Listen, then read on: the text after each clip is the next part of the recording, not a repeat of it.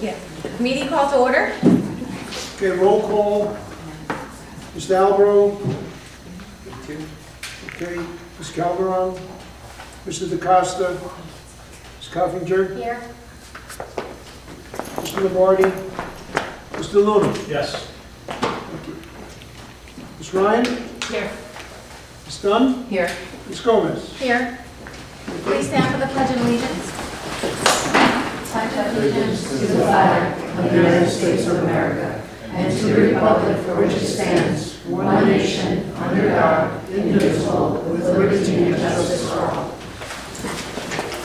Board statements. In accordance with the provisions of the New Jersey Open Public Meetings Law, the New Milford Board of Education has caused notice of this meeting to be published by having the date, time, and place thereof posted in the Borough Hall and the New Milford Public Library. Notices have been sent to the Record and the Twin Borough News. The board announces that under its long-standing policy, it will not discuss in public any comments made by members of the public concerning individual staff members. At this time, please be advised that all cell phones and electronic devices are to be turned off. Meetings of the board are open to the public, and all members of the community should feel free to participate. Before coming to the board, the chain of command should be followed. There are two portions of the meeting reserved for comments from the public. The first at the beginning of the meeting for agenda items only, and the second at the end of the meeting for other items. Issues raised by the public may or may not be responded to by the board, but all comments will be considered. The board requests that all members of the public be mindful of the rights of other individuals when speaking. Due to confidentiality and legal rights afforded by the state of New Jersey, members of the public are asked to not speak negatively or in a derogatory manner about any employee of the board or any student. Committee of the Whole, I seek motion to approve the minutes for September 17th and September 18th. Stephanie, seconded by Paige. All in favor? Opposed? I'm sorry, I wasn't here. The 18th, Nicole was not here. Okay. I'd like to start off with a special recognition of some of our middle school students. Yes, so first of all, thank you for coming. I know you were honored already at the middle school for your achievement. Mr. Dalal, Ms. Picardo, the teachers who came here today, thank you for coming. It means a lot. They're on personal time right now, so they're taking their own part. They don't get paid for this. They're coming back just to support you, so that's wonderful. It speaks to the community in New Milford. So I'm going to embarrass you a little bit because in my last speech I said you've got to really absorb the moment, right? This is big time. So both of you just please come up right over here, I guess. I'm going to read a resolution. So I have to thank Mr. Dan Preet. He created these folders for you guys. And then what we did was we looked at the state resolutions and copied it. And Geraldine and Andrea, they figured out how to do this gold stamp with like a real stamp, an embossed stamp. Like that was the thing that really made it pop for us. We're really excited. So I'm going to read a combined resolution, present it to you. We'll celebrate you, and then you can go eat dinner. All right. So it's a lot of fancy wording, okay? But just hang in there. So whereas the New Milford Board of Education, who serves the New Milford Public School District, is pleased to acknowledge Eden Clark and Sebastian Kamaj as exceptional students at David Jones Middle School, who have been selected by the Securities Industry and Financial Markets Association, SIFMA, as the 2024 InvestRight National winners. Whereas the SIFMA Foundation InvestRight program is an innovative national writing competition in which thousands of students participate in the stock market game, submitting essays from across the United States of America. Whereas Eden placed first in the nation and first in the state, and Sebastian placed third in the nation in the middle school division for their expressive essays submitted in the spring of 2024. And whereas Mrs. Daly Picardo, teacher, and Mr. James Dalal, principal, as well as the families and our community are proud of Eden and Sebastian's achievements. And whereas it is altogether fitting and right to the members of this Board of Education to pause in their deliberations to recognize these students on this extraordinary accomplishment, now therefore be it resolved by the New Milford Board of Education trustees, hereby salutes Eden Clark and Sebastian Kamaj as the SIFMA InvestRight winners and extends sincere best wishes for continued success in all future endeavors. And be it further resolved that a copy of this resolution signed by the Board of Education President, Ms. Gomez, and myself be given to Eden and Sebastian. So congratulations.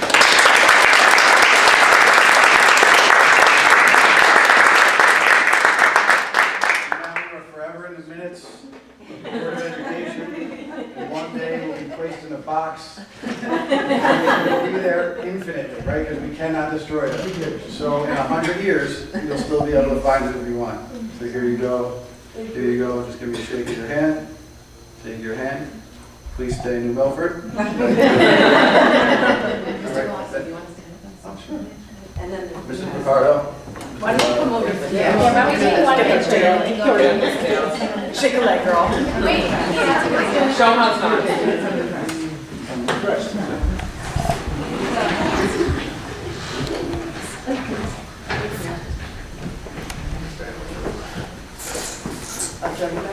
Well, you can just get another angle. the parents can also move up if you want. Yeah, you You can come closer if you want. Up here.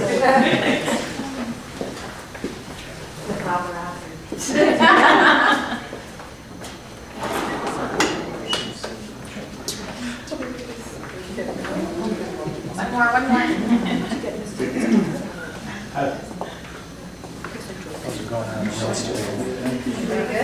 Yeah, we've never had two winners. We've been doing this for over 2 decades. Yes, 20 years. And we've never had two winners In the same year, in the yeah. same year. To get involved nationally is a phenomenal accomplishment. And I think it speaks to not only the students, but the program, to Ms. Odaska, allowing that to happen. I wasn't even around. This all happened previous to me, but we have to celebrate successes. Mr. Bilal, for your leadership, family support, it starts there as well, and just the Board of Education approving this program and allowing it to happen. So it's a tremendous effort. Thank you to everyone.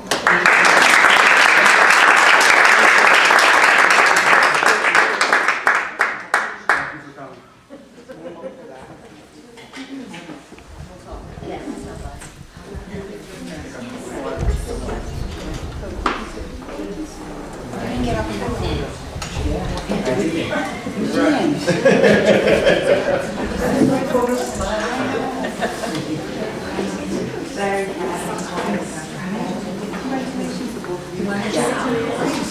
Okay, we're just gonna take a 2-minute break then.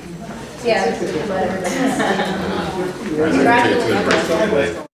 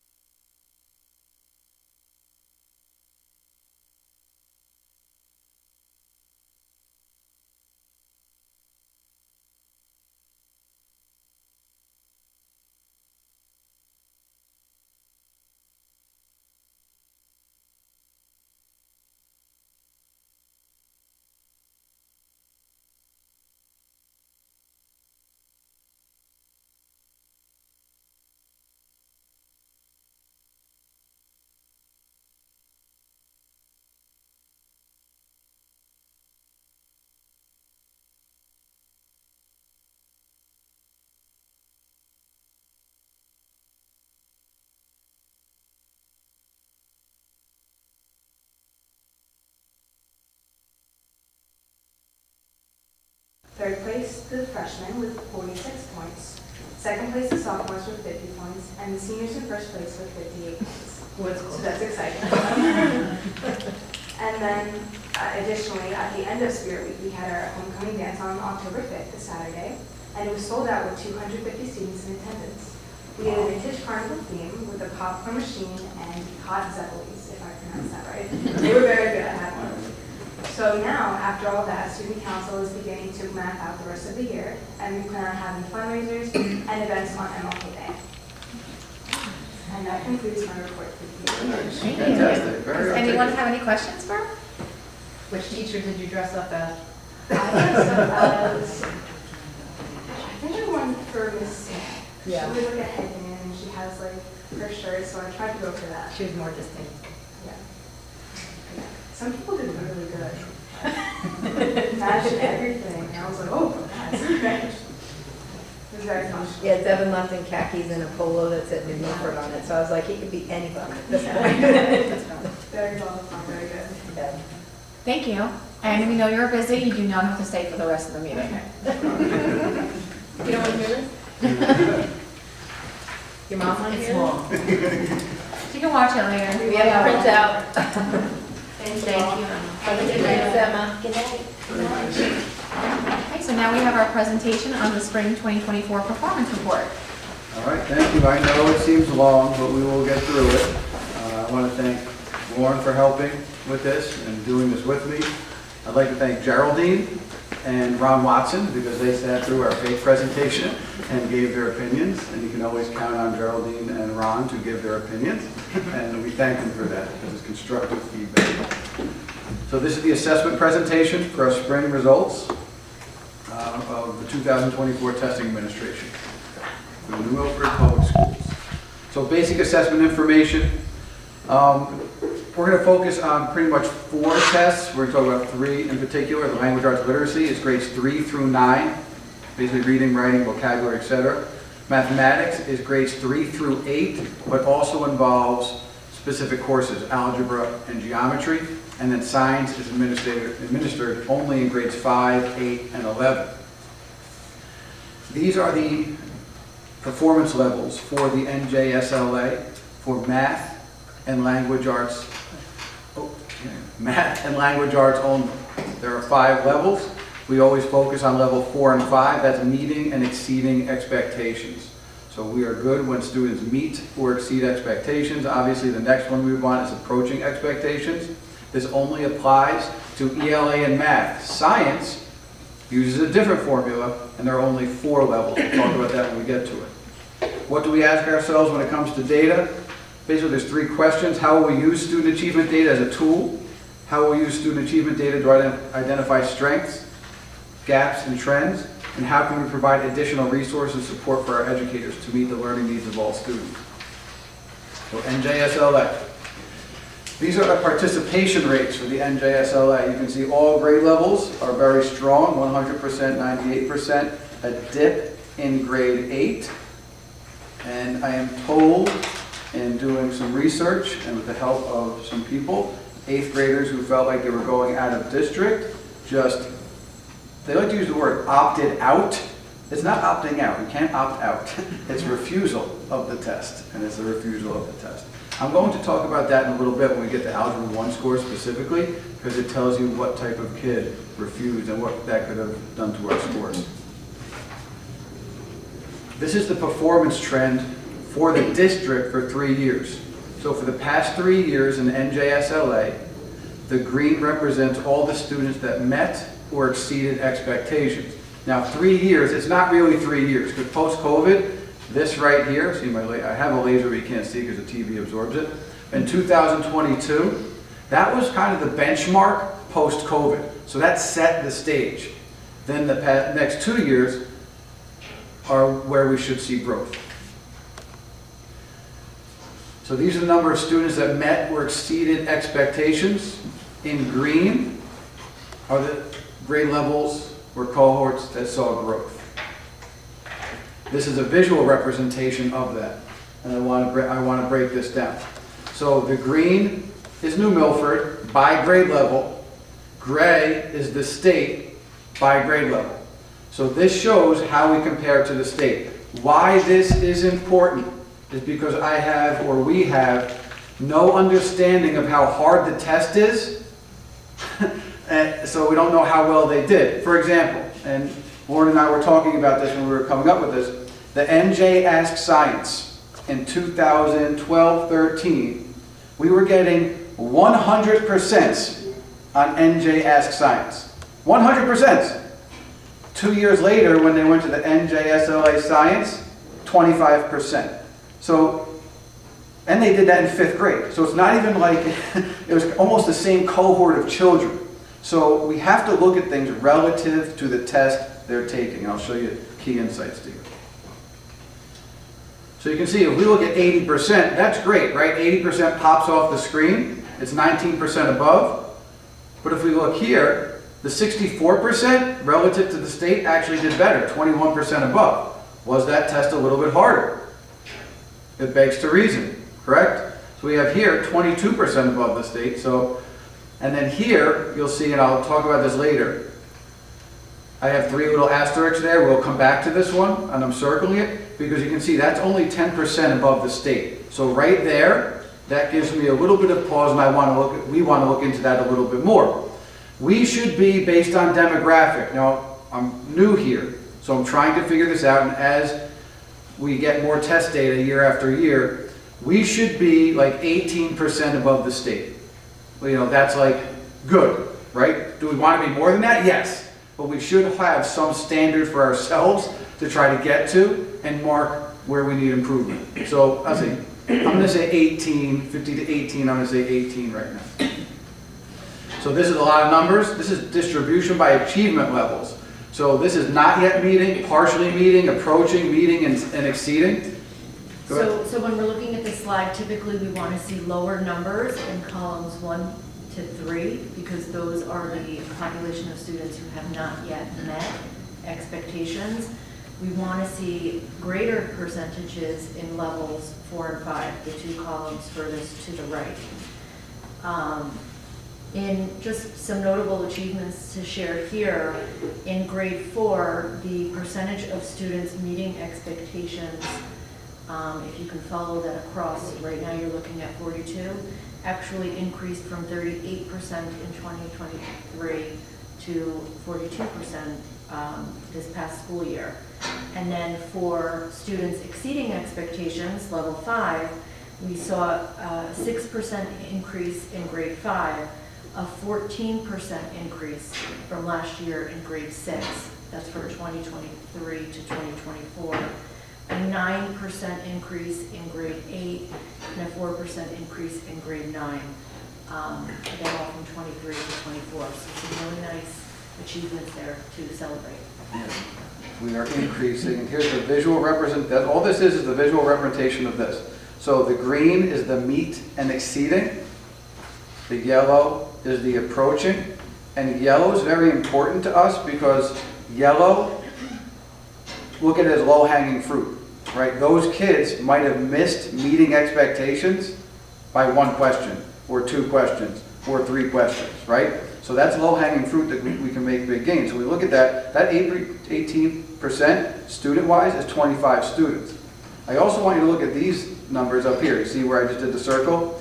That's at 33%, and if you look to the right of that, that's actually 41%. That's exceeding expectations. So what we're saying there, those kids didn't just meet expectations, they are exceeding. So a third of that grade in grade 6 is exceeding. We're 9% away from half of the grade exceeding expectations in grade 7. That's phenomenal. All right, so now this is cohort data. Cohort data, you have to look at it like same kids over a period of time. So we follow them and track them to see their growth, again, as compared to the state. One important thing to note here, we began with the 22 administration of the NJSLA. If you recall, the 2020 school year and 2021 was suspended due to COVID. So we just went back 3 years following that same group of students. So as an example, We're going to focus just on these 3 cohorts, just so you can see how we break down the scores. So this is the first cohort, so you can see grade 3 in 2022 as compared to the state, how they did in grade 4, and then how they did in grade 5. Okay, and you can see the trend is a slight upward trend, maintained above the state. This is grade 6, 7, and 8. Grade 6 in 2022 to grade 8 in 2024. You can see upward trend again. And then remember those 3 asterisks I talked about? I said we'll revisit, and I said there's only a 10% difference, and I wanted to look at that more closely. This trend is annoying because we flatlined and the state gained. So we have to take a look at that and be like, why are we losing ground on the state when we should be gaining ground on the state, or at least even with the state? All right. This is same grade, different students. So this is not cohort. This is when we look at teacher instruction. So this is picture grade 3, picture a grade 3 teacher, Mrs. Smith, and this is her trend over 3 years. As the students leave her, new students come in, how does she do with them? This is important data because it shows validity of the test in our eyes.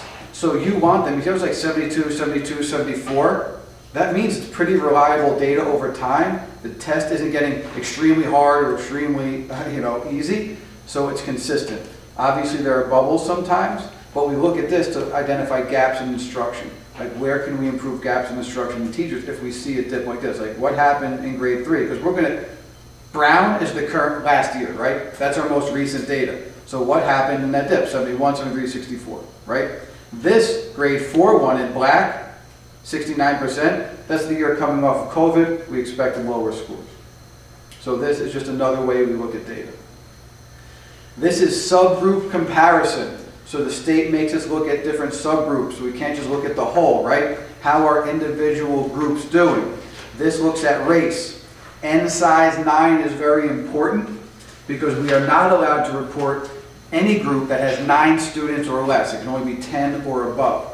So our Asian population, and now to give this relevance, what we have to do is we have to do a district average performance. And now this sets the stage for where we're falling. So remember those kind of big chubby bars in the beginning? That was district performance. That sets that line. So now when we draw that, we can see, all right, what subgroups are achieving beyond what our average expectation is and what subgroups are below. So we can focus on that. Again, brown, beautiful brown, I don't know why we did that color.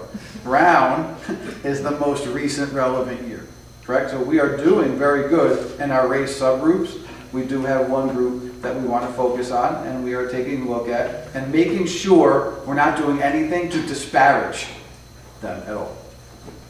This is subgroup comparison, again, N size 9, based on program. So some exciting things here. Look at current ML versus former ML. This Brown 2024 multi-language learner is ML, multi-language learner. These MLs used to be a current ML. They graduated out of there with the WIDA, and now they are doing phenomenally. It speaks to our ML program. That's a wonderful job. Usually ML and former MLs struggle. IEP, I would like to talk a little bit about IEP. So IEPs, this state test does accommodations, but not so much modifications. So the difference is they get extended time, right? They can enlarge the print, but they're not getting modified where they're actually changing the curriculum or anything like that. They're still taking the same test, but little things to make it more accessible to them. This is a difficult test. Mr. Glossa will speak later about the DLM, which is another assessment that is administered to the special education population. So that subgroup there is not representative of the entire special education population who would have tested in the district. I always like to look at ELA, math, and science, and the stereotype between male and female. And you can see in ELA, the stereotype lives, the females outperform the males. I'm always curious about that. Economically disadvantaged is our free and reduced lunch students. Non is, our non-free or reduced lunch students. Real quick notable achievements. Students grades 3 through 8 average 20% or better than the state of New Jersey. In grades 3, 4, 5 specifically, 20% or more of the students met or exceeded expectations. Grades 4, 7, over a third of the students are not just meeting, but exceeding expectations. The Asian, Hawaiian, Pacific Islander, and Hispanic subgroups scored 77% or higher across the district, indicating they are high-performing subgroups. The former MLL group, multi-language learner group, and 504 subgroups scored 74% or higher. This is excellent. I also want to point out that 14 students, grade 3 through 9, scored perfectly on the NJSLA, a perfect 850 score. All right. I like that one, Bruce. Yeah. Participation rates for math. This I want to speak to a little bit. So you see the participation rate for Algebra 1 middle school, 80%. The students who take Algebra 1 in 8th grade are typically high-performing students. So this means 20% of our highest-performing students did not take the test. Again, food for thought.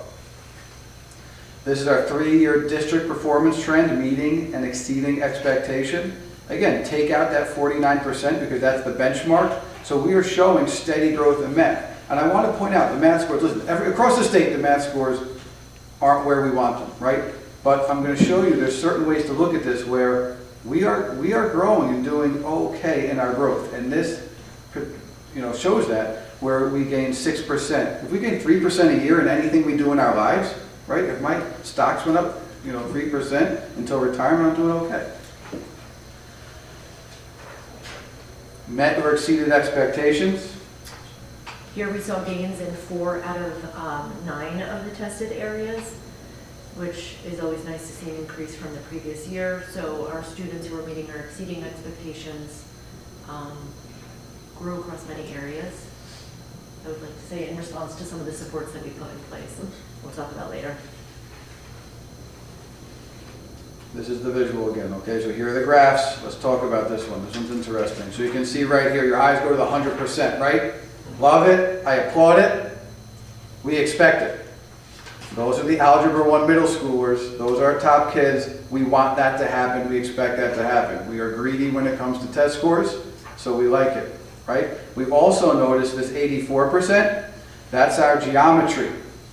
How this works is our Algebra 1 middle school students, they take algebra earlier than everyone else to set them on track to get into geometry earlier.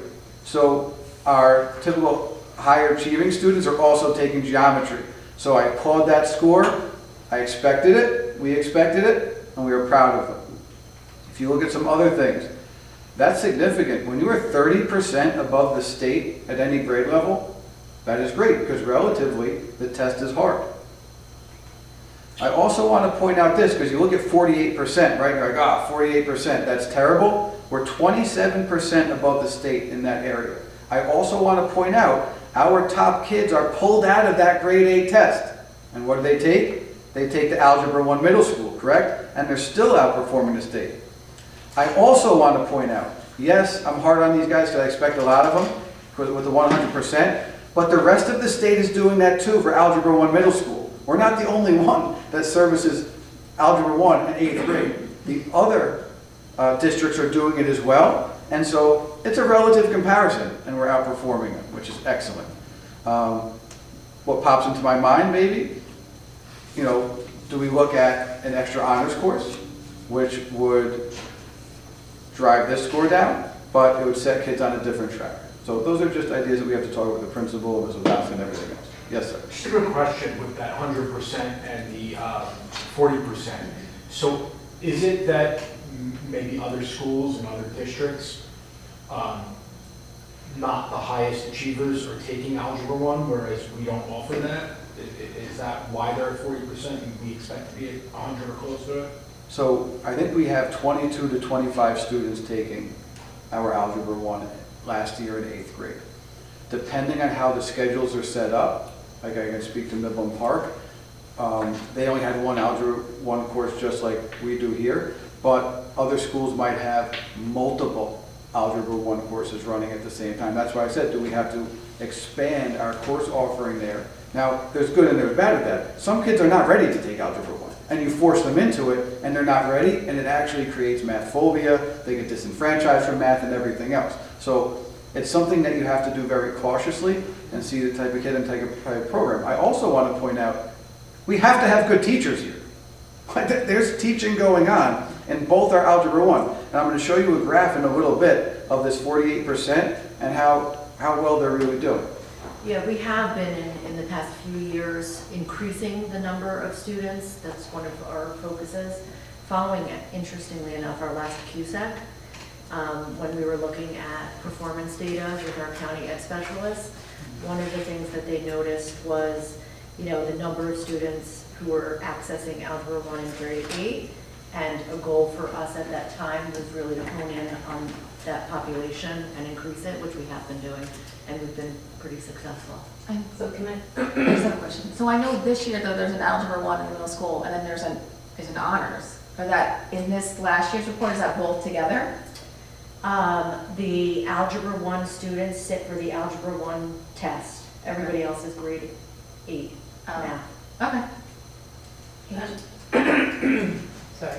There was a point, and I don't remember exactly what it is now, there was a pre-algebra. So you took a step, can you explain that again, what the step was that was taken? Because adding another, maybe Yeah. what we're doing is So already- pre-algebra in grade 7 has supported the increase of students who are ready, like the readiness of students to take Algebra 1 and be successful in 8th grade. Right, so we're prepping them sooner Correct. instead of taking just the students Correct. that naturally go to math. Not We're waiting giving them- until 8th grade Correct. to make the change. Right. We brought that back earlier in our middle school continuum and preparing them. And do we think that that's also possibly what's helping the grade 8 test as well? Because those students have had that, so maybe they're not in algebra, but they're Sure, still exposed to. exposed to it. The exposure. Giving them that opportunity. Correct, and that's why everything is very connected, especially in math, where language arts is very spiraled, right? It starts small, but then it gets more complicated, bigger spiral, bigger spiral. There are dependent practices in math that you need as prerequisites to get to where you need to. So that's why we really have to, we can't just move kids to honors and say, oh, here's another honors group. We have to look at it, talk to Ms. Odaska, talk to the teachers, look at curriculum, look at success, because you don't want to do it You want and then them it to be backfires. Yes, you want it to be successful. And right now, we're hitting success here. So, but we still have to look at it and always question. Yes. And a lot of that work is done by our teachers, working in teams, not just following a program or a textbook, and really being intentional with the scope and sequence of when certain topics and skills are addressed or covered, and personalizing it, really. I think that's really important work. Distribution by achievement levels. So there's the 5 levels of expectation. The green are where we outperformed from last year. The green is meeting and exceeding. When we look at this, again, there's the arrow. I expect the Algebra 1 and the geometry to be closely connected, right? So that's why the arrow goes there. Those kids go there. 47 students. 30% in that approaching is 47 students. Those are low-hanging fruit. We're getting into, I'm going to move a little bit quicker just for time, but this is our cohort data. So remember, cohort data is students over time and their gains. We're going to look at these 2 cohorts. I think they're pretty interesting. So you can see the grades 3, 4, 5. Yes, we're going down. It's kind of parallel to the state. That's not atypical for grade 5. Grade 5, when they first started doing the Common Core years ago, and then the NJSLS standards, 5th grade got hammered. Because basically they took the 6th grade content and moved it down to 5th grade, and here's the problem.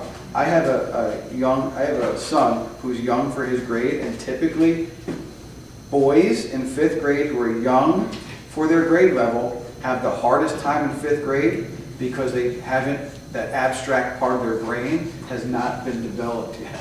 And so we're asking them to do things that really they're not ready for in terms of readiness level. And so when the state moved that down, it kind of did a disservice. It doesn't mean they're going to never develop that. It's just, it'll take more time and it takes more nurturing and patience. So look at this, that grade 8, right, back to that 48, look at that. So whereas the state is going down, and when you look at that 48%, you're like, oh, that 48, that stinks, we got to do better than that. Remember, those are the same kids, those kids are out of there, but look at the state, 31, 34, 20, and we're going 38, 50 to 48. The test is getting harder. Does that make sense? So that's a great slide right there. That's great growth. This is same grade, different student level, same grade, different students. So you can see this is the teacher again. You can do cohort by this. I'm just showing you fancy things now. You can do cohort things, so grade 3 to grade 4 to grade 5. That's what they look like, right? This is, you know, grade 6, 7, 8. That's that subgroup we just looked at, cohort we just looked at in the previous slide. But then look at this, 2. That's nice. Grade 8 to algebra 1. That's a nice increase. Not shown here, but if you look at the table, which will be available on the presentation that we post on the website, you'll also see some really nice decreases in the population of students who are approaching expectations. So where there are increases in students meeting, there are decreases in students approaching, which means that the population that we're continuing to target for our small group instruction, our targeted interventions and supplemental supports are successful and responding and therefore moving over into that proficient category. Subgroup comparison race, N size 9 again. There's a district average performance. We draw that line and you know the routine now. Who's underperformed, okay? So we see Black, Hispanic, which is interesting to me that Hispanic did okay in ELA, right? And math is the universal language, and they fell short here. So that's interesting. Asian, again, doing very well. Hawaiians are down there very well. Here is program. Again, former ML, very nice. That's amazing. IEP, that's very hard, but you can see a lot of our brown subgroups are right there, right? Mathematics, we've shown an upward trend in mathematics. Talk about 100% of students, meeting, exceeding expectations, 84% in geometry, 27% or more of grade 8 math students met exceeded expectations compared to the state.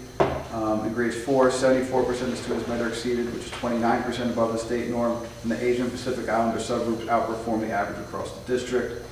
I would also like to point out there were, how many math students got perfect scores? 4. I congratulate them. NJSLA Science, in a weird twist, the state doesn't do 5 performance categories, they shrink it down to 4. I have a lot of problems with NJSLA Science, I'll try to keep it to a minimum. 3 and 4, proficient, advanced proficient, is what we're looking at. This is the New Milford proficient, advanced proficient state comparison. This is grade 5, the 3-year trend. We are going up nice, we are making good gains. 26%, remember, is the benchmark here. I don't want to trick you either. You see this is not out of 100%. It looks like the graph is higher than it is. See, it's 60. So we just pare back the graph to make it more visual because otherwise it'd be at the bottom. You can see they're going up. Grade 8, not so much. We are looking into this. We have ideas. We're going to talk about it in the science at the intervention slides at the end. And now look at this trend. Grade 11, doubled in just 2 years where the state is going down. That's a positive trend. We should be very proud of our teachers, of our students, and the interventions we are already doing in science. Distribution by achievement levels, same old. Remember, there's only 4. We combine meet and exceeding. If we look at numbers, and this is the math person in us, every kid in grade 8 is 0.65 point. So if you have 88 students in there, right, and you want to move a third, you'll gain 20%. So that's the math aspect, how we look at it, because again, that's low-hanging fruit. And a couple of these kids, I would guarantee a third of these kids probably only missed by 2 or 3 questions, 1 to 3 questions. So that's low-hanging fruit. Subgroup comparison, you know the routine, we draw our line, and we see, look at our 504s dominating right now. 56%, that is phenomenal. And you know I always look at the stereotype, males outperform the females in science, which is the stereotype, unfortunately. And we look at that, we're always trying to provide more opportunities in the future for females in the sciences. Science, grade 5, notable achievements, grade 5 has increased 8% over the past 2 testing cycles. Grade 11 has doubled its score, and students with 504 outperformed all other subgroups. DLM. DLM is dynamic learning maps. These are conducted one-to-one. It takes a lot of time to do it. These are students with our most severe disabilities. So they do not qualify to take the NJSLA. It would not be fair. So it's more hands-on testing, visual testing. They do take it for science, math, and language arts because ESSA, which is the United States overall being, says every student has to be tested. So the DLM was created for that. There are 4 categories: emerging, approaching, at target, and advanced. And this is where they panned out. Emerging, 71%, approaching, 12%. This is in language arts literacy. Now, this is grades 3 through 9. Okay, this is all combined. This is math, and this is science. They take the science as well. Interventions. Okay. None of this really should be new. I feel like we've spoken about it probably at different times and quite often throughout each of our school years. But you will see some refined practices. So we begin with the implementation of the newly aligned K-12 curriculum in ELA. As you know, these New Jersey Student Learning Standards were revised in 2023. This alignment, or curriculum alignment, ensures consistency in instruction across all grade levels while promoting educational equity. Our goal is to provide every student, regardless of background or ability, with the same high-quality ELA instruction to build strong literacy skills essential for success. We're continuing and expanding upon our professional development, a key component of our response. So through the use of in-district consultants and staff developers, we're focusing on refining instructional strategies and classroom practices. This will help us equip our teachers to better meet the diverse needs of our students and ensure that they are prepared to succeed in reading and writing. Oftentimes I talk about professional development in-house versus out-of-house. We have really benefited from bringing our consultants in because they're able to work with our teachers and our students in our classrooms with our resources, and I think it goes a really long way, and it's not just a sit and go workshop or training. We have planned vertical articulation meetings for teachers in grades 6 through 12. These meetings establish a basis for common assessments and assessment practices across courses and grade levels. By continuing to unpack the newly aligned standards, we aim to create a cohesive framework, assessment framework, that reflects the realigned curriculum and effectively measures student progress. So it's the implementation of the newly aligned curriculum and then aligning our assessments to that. And then we talk about some of our reading programs. This summer, we're able to train some of our elementary special education teachers in the Wilson Reading Program, which is a multi-sensory approach to teaching reading. It is a structured reading program that is especially beneficial for students with learning disabilities, maybe dyslexia or other reading difficulties, and provides them with the tools to successfully navigate and tackle texts. In general education, as you know, we are continuing our use of Project Read. It is a foundational reading program, a structured reading program that complements our balanced literacy framework. It is also multisensory, phonics-based approach that helps all students, especially those who struggle with reading, and helps students develop a strong decoding skills and phonemic awareness. Math. Some of these are, you'll see that we do the same kinds of power. Thank you. Okay, as part of our ongoing commitment, obviously, to educational equity, we are similar to ELA, also implementing the newly aligned curriculum in mathematics, aligned to the new standards, ensuring that instruction is consistent with the most current NJSLS, and ensuring that all of our students are receiving high quality instruction.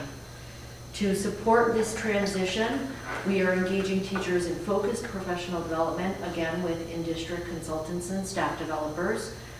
We made some changes for this current school year, and we're honing in on effective instructional strategies and practices that enhance student learning in mathematics. For grades kindergarten through 5 or elementary schools, our focus is on math fact fluency and formalizing assessment practices. Additionally, we will continue to implement math talks, a strategy that we had talked about last year, which are short activities designed to elicit multiple problem-solving strategies and provide opportunities for students to reason about relationships between numbers and make connections in mathematics. In 6 through 8, as I had mentioned last evening, we are currently researching new core programming to better align with the new standards.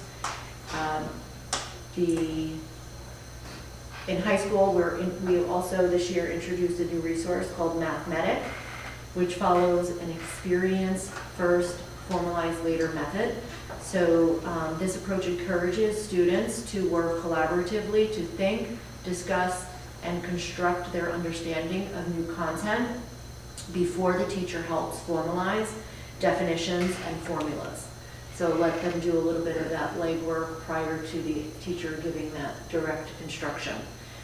Promotes critical thinking and deeper conceptual understanding in math. And we are continuing and expanding our use of Linkit, or local benchmark assessments, to regularly monitor or progress monitor student progress, and then analyze that amongst our teachers. It helps us measure progress toward the mastery of the New Jersey student learning standards, identify learning gaps, and really determine where appropriate academic interventions should live. In science, we are expanding our professional development that we often talk about in English and math into other content areas. We have consultants who have already been in district working alongside of our teachers, focusing again on instructional strategies and practices. A key focus of this professional development is on implementing interdisciplinary approaches that align with the New Jersey student learning standards. This will help foster critical thinking and provide students with a deeper understanding of real-world concepts. In response to performance data and a need for more consistent science instruction, we've adjusted our middle school schedule. This year, students are receiving daily science instruction. This creates continuity, providing students with more frequent and sustained learning opportunities in the content area, which will allow us to reinforce key concepts and improve overall student outcomes. And this last one is something that we're exploring, but we're kind of dancing that, delicate dance. We don't want to over-assess students. We are mindful of just how much our students sit for assessment. So we're looking at the benchmark assessments in Linkit for science. We're looking at how we might be able to utilize these resources to identify learning gaps and provide interventions, but not necessarily in a as formalized of a way that we do with ELA and math, just because, you know, with the benchmarks and, you know, we do that at least 3 times a year. The ongoing progress monitoring can happen, you know, in any given area on a bi-weekly basis, and then, which are very short. They're not like those longer assessments. And then you have the spring, which we have standardized assessments. We're looking at, you know, end of course assessments, and we don't want to max the kids out, which was a nice lead into the next slide, but I'll go back to this one. These are, yeah, right? You know, we could talk about the puzzle. Yeah. Okay. These are some of the nice supports that we have in place, kind of supporting a sound structure or strong foundation. As we continue to assess and address student performance across all content areas, we are committed to these following key strategies. The continuation of our multi-tiered system of supports, or MTSS. We will maintain and enhance our implementation of tiered supports, ensuring that students receive targeted interventions based on their individual learning profiles. It allows us to closely, as I had said before, monitor student progress, identify if there is a lack of progress, intervene in a timely manner, and also focus on specific subgroups to support the performance of all learners. The continuation of K-12 co-teaching assignments and ongoing professional development. We will sustain and expand our co-teaching assignments across all grade levels as this collaborative approach continues to have a positive impact on student outcomes.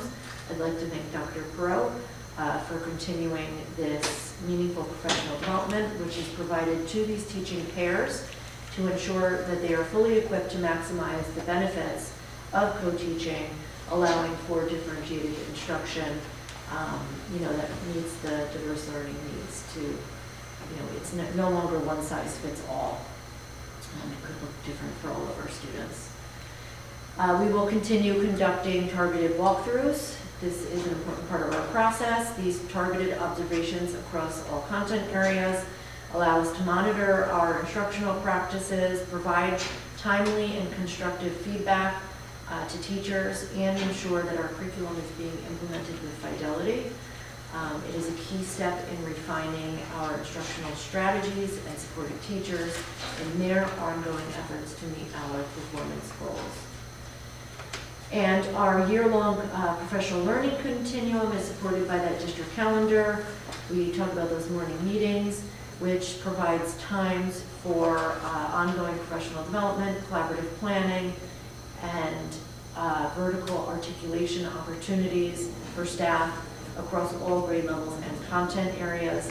This sustained focus on professional development enhances our ability to respond effectively to performance data and ensures continuous improvement in instruction.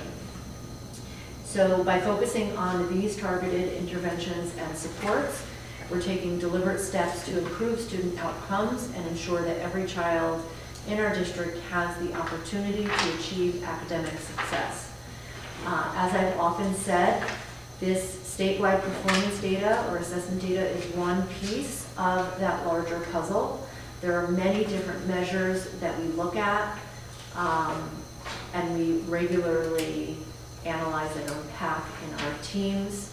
So I also use the analogy of a single snapshot versus a scrapbook, right? Many different kinds of artifacts will give us a more comprehensive picture on each student's learning profile. Yeah, and I also just wanted to, I had a little disclaimer that, you know, while it's important to acknowledge that we have good intentions when it comes to wanting our children to increase their academic performance, it's also important and essential to balance academic success with the overall well-being and personal development of each student.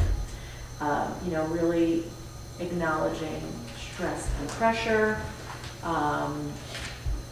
when students are losing interest in normal activities, and just being mindful of not overemphasizing the test scores. Any questions? Joe? The 504, especially in terms of science. And I'm not sure if my question is for Mr. Glass or Mr. Fox, so whoever wants to jump in. Correct me if I'm wrong, I may have a follow-up depending on the answer to the first question. The 504 students typically, or often, have an accommodation of additional time, is that correct? I mean, there could be others, but typically, yes. So my thinking is, because I was looking at, even math is a little higher, right, than language arts. Do you think that number in science is because they have additional time to work through a problem, and whereas other kids don't have enough time, based upon what the state is trying to find out? So, on the surface, I would say yes. Time always helps if a student uses time. A lot of times, and we were looking at, there's ways in the NJSLA, math and ELA, where we can figure out when students just ignore a question because there's just zeros on it. Like an essay, the research sim essay is supposed to take you 40 minutes, right? If you write down anything, they'll give you a point, and they're getting zeros, so they're just blowing it off, right? That's probably not time. They're just blowing it off. I think if students utilize the time, yes, I think time is a factor. When students don't utilize the time, then no, time is not a factor. So I think those 504 students are taking their time and using their time wisely. I will say that. But I don't want to just equate time to success, but like if you use that time, yes.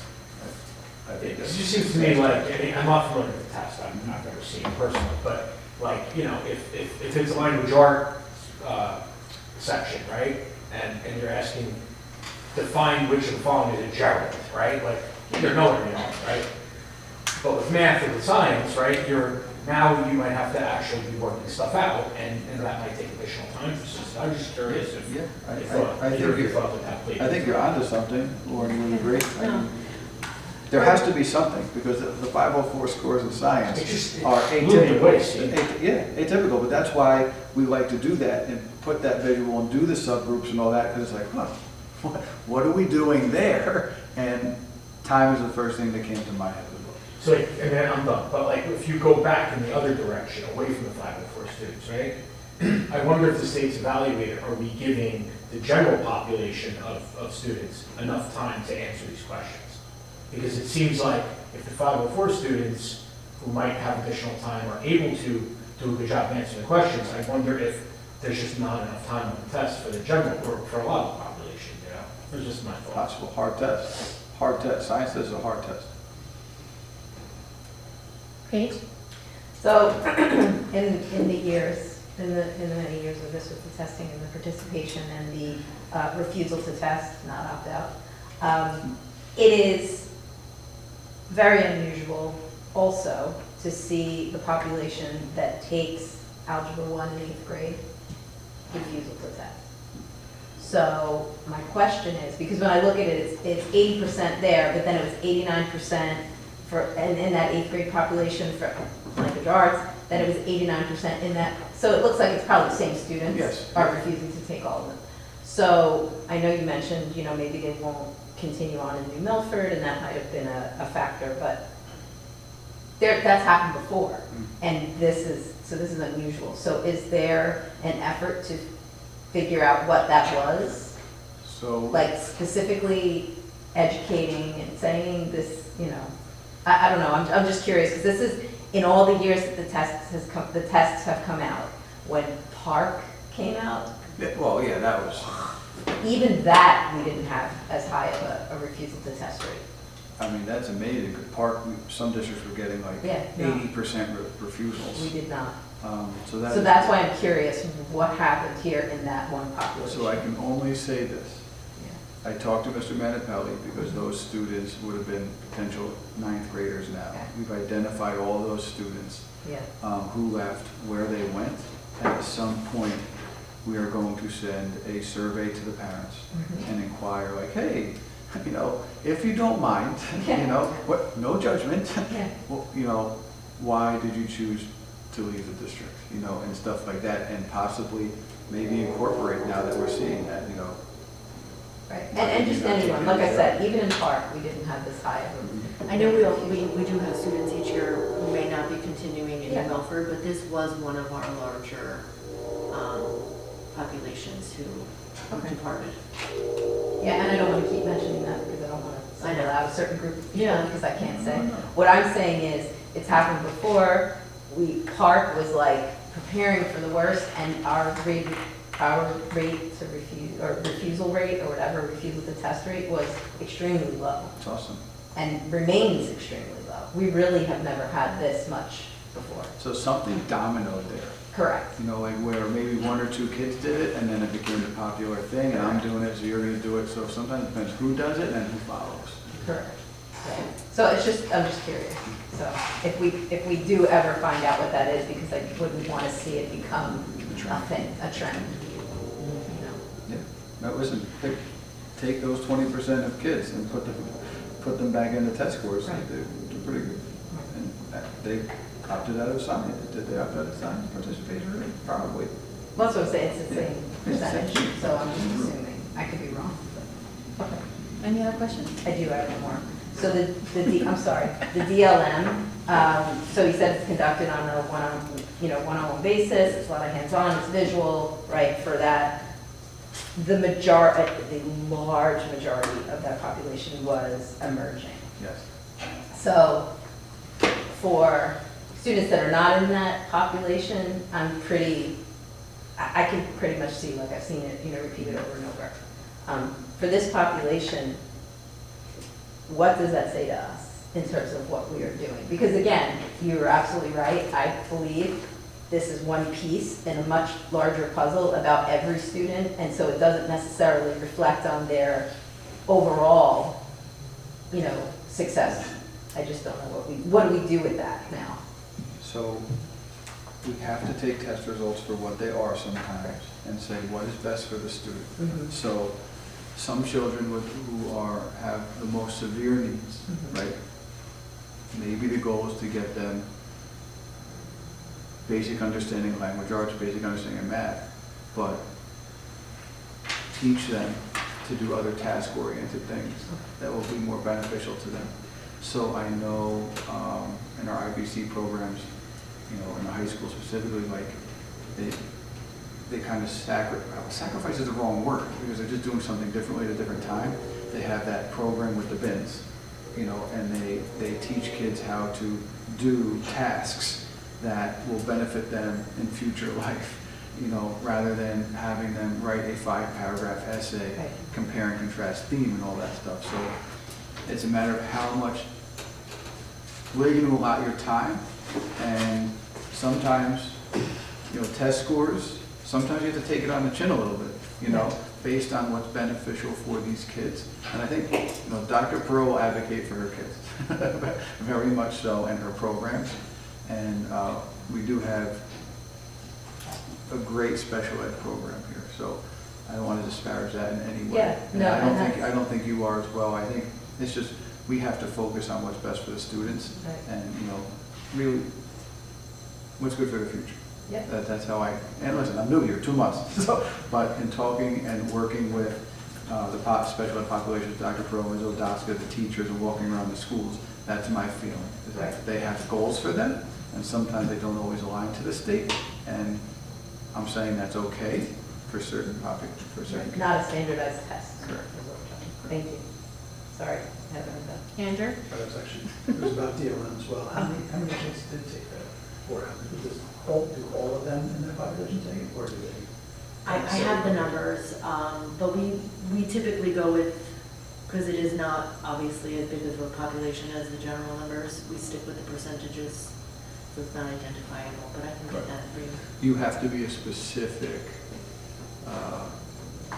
specific disability. Like, you're not allowed to just put everyone into DLM. Right, that's what I'm I saying. think you're It's not only allowed, everybody who- I think you're only allowed a certain percent of your overall population, and then you have to go for a waiver, actually. And, because they don't want people just going, oh, well, we're gonna take the DLM, and then now you're you're not taking the NJSLA, and we're saying, well, where does the DLM stop? Well, our resource room kids going to start taking the DLM too? So the state is very, very strict on what disabilities can take it and what percent can take it. And if you can't have 5%, 10% of your kids taking it. 17 students ELA, 17 students math, and in science, we had under 10. For the district. So it's very small. Any other questions? Okay, thank you for that report. Okay, Superintendent of Schools report, Peter Galasso. All right. All right, we're gonna go. You have another PowerPoint? Abbreviated, yes. Slides this time. Love the PowerPoint. All right. Ms. Jane Schwartz is retiring, so I'd like to ask you to accept the resignation, but with regret. She has been teaching music for 29 years, and has served in the music department at all levels, elementary up through high school. She's instrumental in the chorus, instrumental in the musical. She leaves behind a lot of proteges, because as soon as she retired, we started getting people reaching out to us that were former students of hers who want to take after her and fulfill her shoes, which was very sweet. So there's going to be some competition for this job, I believe, which is great. You know, that is great, but it shows the impact that she had on her students that inspired her to want to not only follow in her footsteps, but come back to the same school where they were. So it's pretty nice. We're in the process of transitioning to a new website, and this work started, prior to me, but we are trying to finalize it. There's a lot of moving parts to the website. We are excited about it. We think it'll be cleaned up a lot. Parent Square feedback so far has been very positive. I've been hitting the PTO meetings, and in the GIBS PTO meeting, they were specifically asked, how is Parent Square going, and feedback was great. The Director of Special Education position, the resumes are wrapping up. We're going to start first round of interviews on the 28th, and the goal is to have a director recommended for the November Board of Ed meeting, actually, even though she's not leaving until February. If we hire from out of district, it will serve 60 days for them to come here and start on time. So that is our time frame. We have 3 levels of interviews. Athletics and co-curricular. Senior day, it was raining, but it was great. I saw Ms. Carpenter there, serving. I brought my son, it was great. I had an egg sandwich, he had French fries, and we both had ice cream. So now he continues to ask, can we go back? I don't know if he wants to come and watch the football game or if he wants to eat the ice cream, but he wants to come back. Hero night, so Brian Hero is a head soccer coach, very emotional, and you can even tell in how Mr. Riccadelli was speaking, it's still emotional for him. He passed away suddenly on Father's Day. He was a coach for us. He coached soccer and he coached basketball for us. So I'm glad we're still honoring him. And they also had the alumni game, which was very funny watching it, because you have kids running around and the commentator, Paige, you were there, was making funny comments, get the oxygen We're going to get the oxygen tank out. And they're all in their early 20s. Yes. The Sportsmanship Summit. So we were in the paper. New Milford Athletics continues to be at the forefront of sportsmanship in the county. On October 10th, New Milford High School hosted the Sportsmanship Summit organized by conference administrators, including Mr. Riccadelli and the NJSA, to go over the new spectator code of conduct and get the kids' feedback. So from all over the county, kids and coaches came to learn about it. So it was great. The article was attached in the board notes. Mr. Riccadelli also brought in, through the Jets, a mental health awareness to get a sports certificate. So the U.S. Center of Mental Health and Sports Organization to increase awareness and prevent mental health challenges in athletes, and we don't consider that a lot of times, the amount of pressure some of these athletes are under. They're going to school, dealing with assessments, like we talked about, we don't want to over-assess, and then they are on high-stakes sports teams sometimes, a lot of personal pressure, and then they go home, they eat, and they pretty much go to bed and do it all over again. So that's something, and we always consider athletes, they're very resilient, they're tough. Mental health does not, it affects everyone. Girls soccer and volleyball qualified for the county tournament. They did lose in the first round, but it's a big thing for the small district to qualify for the counties. Boys soccer and the BIT won their first round. Boys football is looking to get back on the right track against Park Ridge. Everyone's very excited. And girls tennis is still competing. They actually showed how flexible they were. An extra team just randomly showed up at the last tennis match because, not on our fault, their fault, they didn't confirm, didn't realize it was changed, and sent their team. So the coaches, instead of sending them back, we had a try meet, and it was great. So I thank them for being flexible just about the kids. Cross country won the league title for the first time in New Milford history. Nice. Congratulations, Mr. Kelly. Very exciting. It's a great thing. The North Jersey Band Festival is at Clifton Stadium. You have to have a ticket to get in.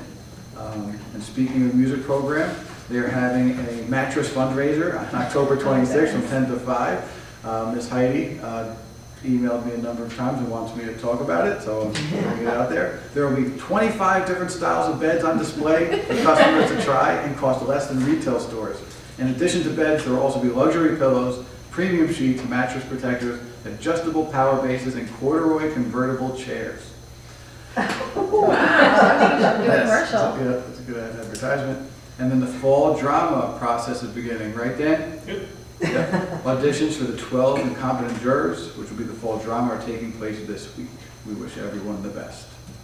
And that is it for my report. Thank you. Okay, acting business administrator report, Bruce Watson. Okay, so I gave a pretty complete report last night. I'll just highlight again. Last night we spoke about the 2 roofing jobs, Gibbs being 100% completed.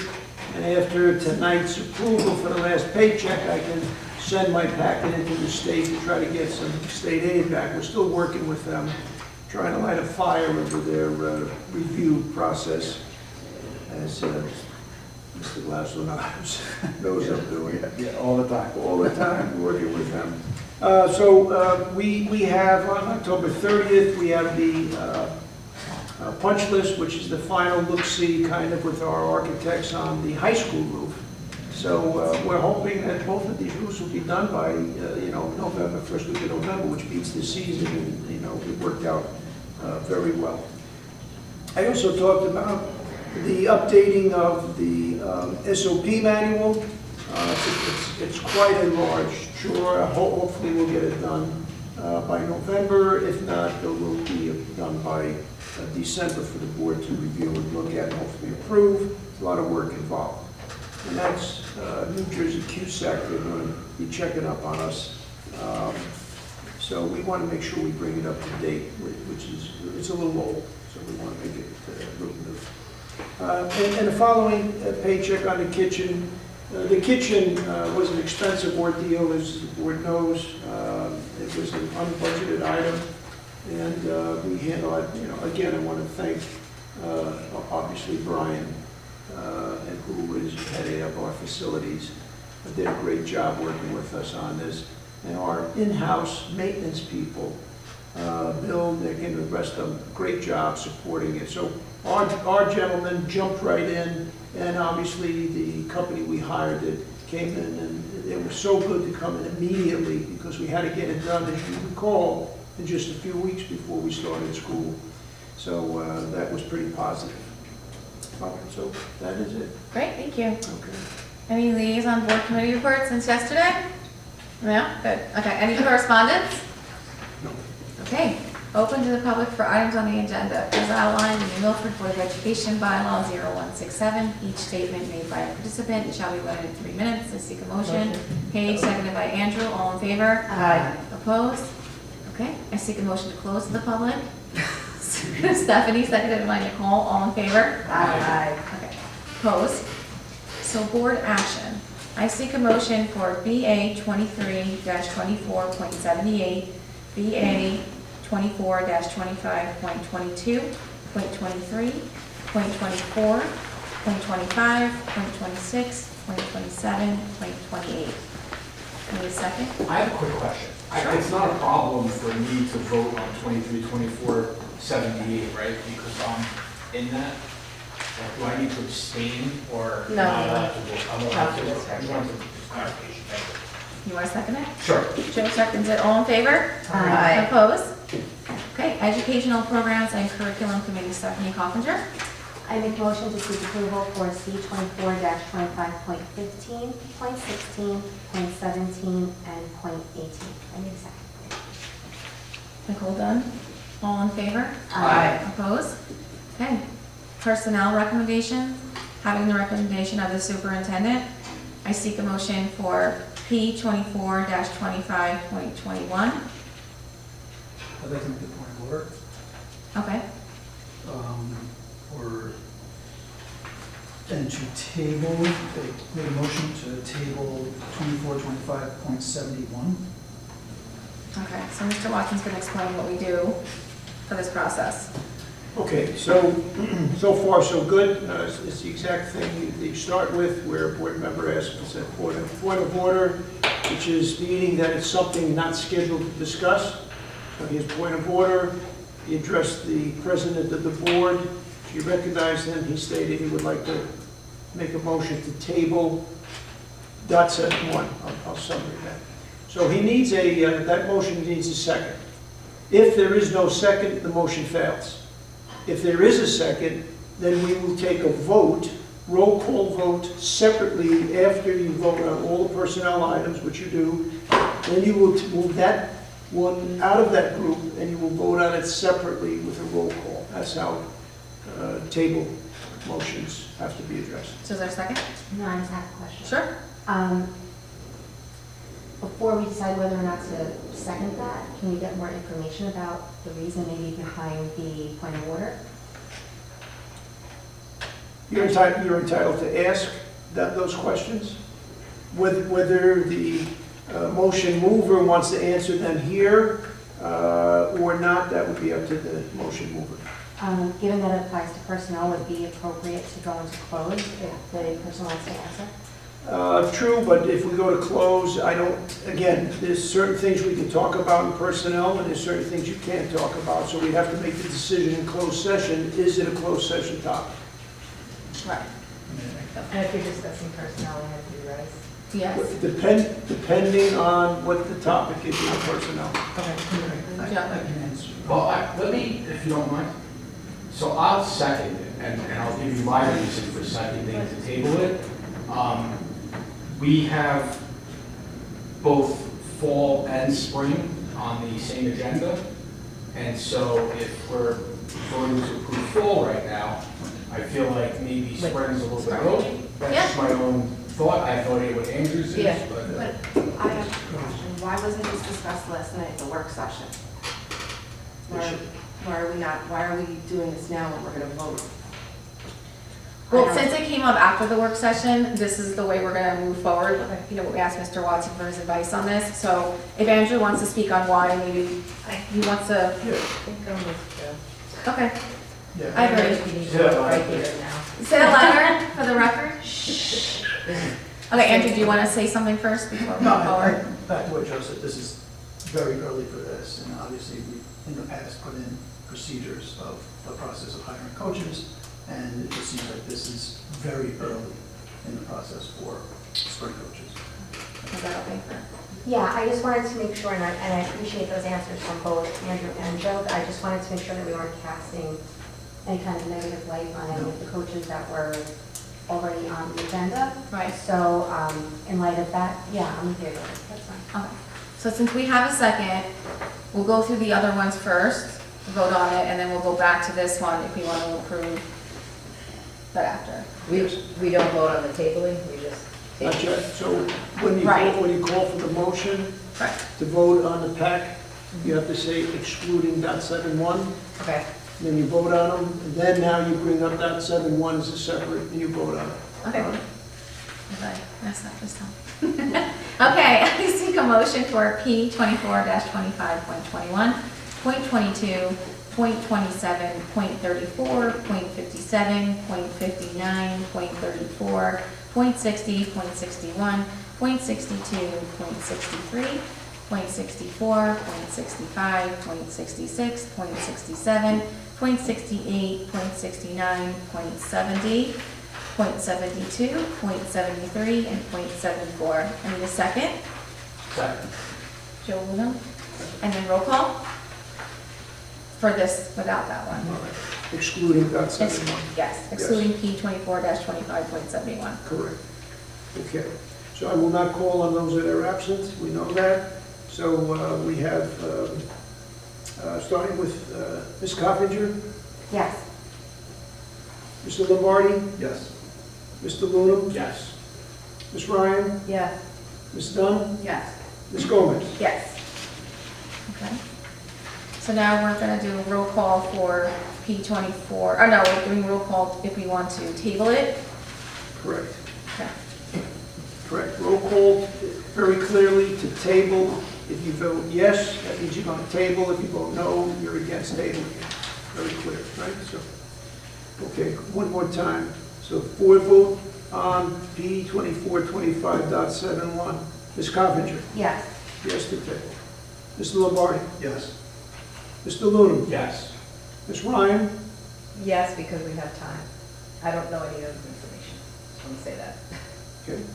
Ms. Dunn? No, because there wasn't enough information for the board to validate why we're doing it. And Ms. Gomez? Yes. Motion passes. Okay. Finance and Facilities Committee. Would someone else like to speak up for Cheryl today? Joe? I'd like to make a motion for F24-25.74, 75, 76, 77, 78, 79, 80, 81, 82, 95, 83, 84, 85, 86, 87, 88, 89, 90, 91, 92, 93, 94, 95, and 96. I need a second. Stephanie Coffinger, all in favor? Aye. Opposed? Athletics Co-Curricular Committee, Nicole Dunn. I seek a motion for AC 24-25.7, .8, .9, and .10. And again, I would like to thank all of these people that we are approving because they are volunteering. I would also like to thank all the volunteers. Yes. And Paige, are you second or do you have a Second. question? Okay, Paige, you second it. All in favor? Aye. Opposed? Okay, Policy Committee. Would someone else like to be on the Policy Committee to move through? Paige? Okay, so we have a second reading. So I make a motion to approve on the second reading POL 24-25.1, which is P0141, P2200, P3160, Reg 3160, P4160, Reg 4160, Reg 5200, P5337, P5350, P8420, P8467, Reg 8467, P9181, abolishing the following policies, P0164.6, which is I just want to make a comment here, the remote public board meetings during the state of emergency is abolished. P72331. Need a second? Andrew, all in favor? Aye. Opposed? Okay, any old business? Any new business? Okay, open to the public. Yesterday. I thought you were gonna ask about the marker today. Just kidding. No. Okay. Open to the public is outlined in the Milford Board of Education bylaw 0167. Each statement made by a participant shall be limited to 3 minutes. Motion. Paige, seconded by anyone? Stephanie, all in favor? Aye. Opposed? I seek a motion to close to the No public. Joe, seconded by Andrew, all in favor? Aye. Opposed? Any board member requests for additional information? Okay, so we will be going into closed session. It is hereby moved that the Board of Education adjourn into executive session in accordance with the provisions of Section 8 of the Open Public Meetings Act, Chapter 231 PL, for the purpose of discussion and consideration of matters pertaining to the following subject: personnel of student. The meeting of executive session will be made available to the public when the need for confidentiality no longer exists. I seek a motion to go into close. Stephanie, seconded by Paige, all in favor? Aye. Opposed? And we will not be taking any action when we come back. So thank you. Thank you.